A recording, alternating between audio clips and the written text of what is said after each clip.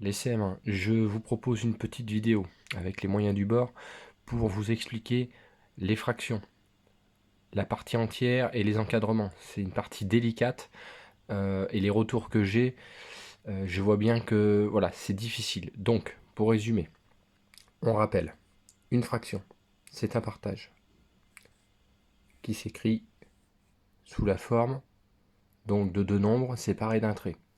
On rappelle, toujours avec le schéma, le nombre du haut, c'est le nombre de parts que je choisis. Et le nombre du bas, c'est le nombre de parts que j'ai en tout. Donc en demi, c'est 2 parts, en tiers, c'est 3 parts, en quart, c'est 4 parts, etc.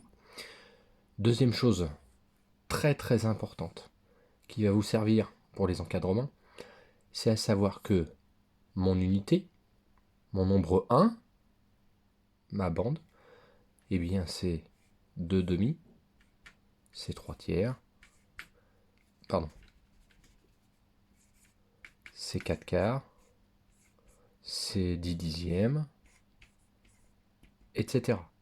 C'est logique finalement, si ma bande est partagée en deux et que je prends les deux parts, eh bien c'est ma bande unité, c'est 1. Donc ça, c'est très très important.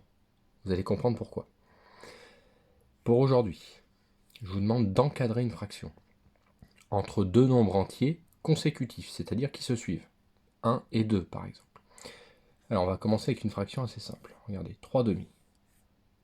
3 demi. Si j'ai dans ma tête que 2 demi c'est 1, du coup, je sais que cette fraction est plus grande que 1, mais est plus petite que 2. Elle se trouve bien entre 1 et 2. 2 demi, c'est 1. Eh bien, 2, ce sera 2 demi plus 2 demi, ce sera 4 demi. Donc 3 demi est bien compris entre 1 et 2. Deuxième exemple avec des fractions plus compliquées que vous avez sur votre fiche d'exercice. Alors on va prendre en cinquième pour que ça soit plus simple. Regardez, 28 cinquièmes. Je veux savoir entre quel nombre et quel nombre elle se trouve. Alors là, il y a deux façons de faire. Il y a la façon la plus, on va dire, la plus simple au départ. Il faut que j'ai dans ma tête que 1, c'est 5 cinquièmes. Du coup, 2, ce sera 10 cinquièmes. 3, 15 cinquièmes. 4, 20 cinquièmes. 5, 25 cinquièmes.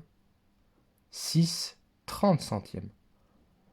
Là, vous avez entendu que je l'ai encadré, donc elle se trouve entre 25 cinquièmes, qui correspond à 5, et 30 cinquièmes, qui correspond à 6. D'accord ? Donc, pour commencer, ce que je vous conseille, c'est avancer comme ça. À la rigueur, utilisez vos doigts, si ça peut vous aider. 10 cinquièmes, c'est 2. 15 cinquièmes, c'est 3. 20 cinquièmes, c'est 4. 25 cinquièmes, c'est 5. D'accord ? La deuxième façon, un peu plus rapide, quand on connaît très bien ces tables, là, ma fraction, elle est partagée en 5. Donc, ça va être la table de 5. Regardez.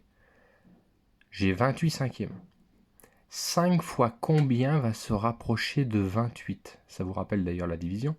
5 fois 5. 25 cinquièmes. Donc 5 fois 5. 28 cinquièmes se trouve entre 5 et du coup 6, puisque je mets l'entier qui est juste après. D'accord? Donc pour les encadrements, utilisez les deux façons. Soit vous avancez, si je suis en tiers, vous avancez de 3 tiers en 3 tiers. 1 c'est 3 tiers, 2 c'est 6 tiers, 3 c'est 9 tiers, etc. Ou alors, vous essayez directement de vous rapprocher avec la table qu'on vous indique. D'accord? Si c'est la table de 2, 3, 4, 5, 10, etc.